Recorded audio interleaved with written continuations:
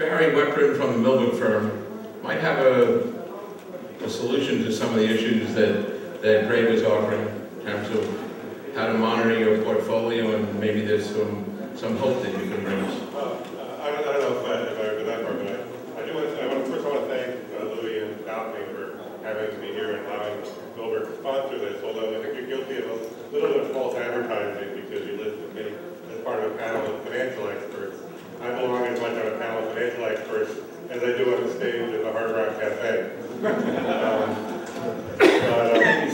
But I do have a perspective on things. As you know, I'm a securities litigator, and our role is in our opinion anyway, as part of the policing of the financial system. And I think Tom Napoli, I'm sorry to leave, but in his excellent report and in his speech this morning, mentioned that the problems the last few years result from excessive risk-taking, which I agree with, but excessive risk-taking was enabled by a failure of the system, a failure of regulation, oversight, and accountability. And regulation comes from the FTC or the CFTC. Actually, in the case of the CFTC, was lack of regulation because of intervention by Congress. Oversight comes from the SEC, from the internal regulatory aspects of the securities exchanges, which have been privatized in recent years. And accountability comes from holding the people that are responsible for the problems accountable, largely through litigation. That's done by the SEC and by private enforcement. And I think all of these areas were severely weakened over the last 10 or 15 years, starting with the private enforcement, where acts of Congress and actions by the court really restricted the ability of private securities litigators like myself to recover for investors and hold wrongdoers responsible.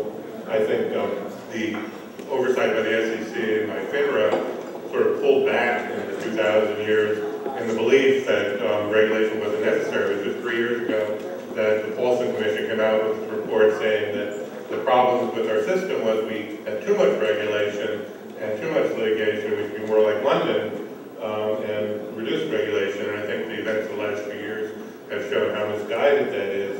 So I think that while it's good that things are recovering, I think we can't, and I'm glad Greg was a little bit pessimistic, because I think I'm not quite as optimistic as some people that we've sort of about whether we've turned a corner or not. But it's important to change the regulatory structure that allows this to happen, and I know there are bills in Congress to do that, and by increasing the powers of the SEC and making changes to the regulatory structure to decrease risk-taking and to make the compensation system, which for whatever benefits it provides New York State taxpayers, has a lot of flaws, to make it more responsive and less in a situation where it promotes risk-taking. So I think we really have to follow through and enact the regulatory reforms and allow firms like myself, which, as Lou said, monitor portfolios for pension funds and institutional investors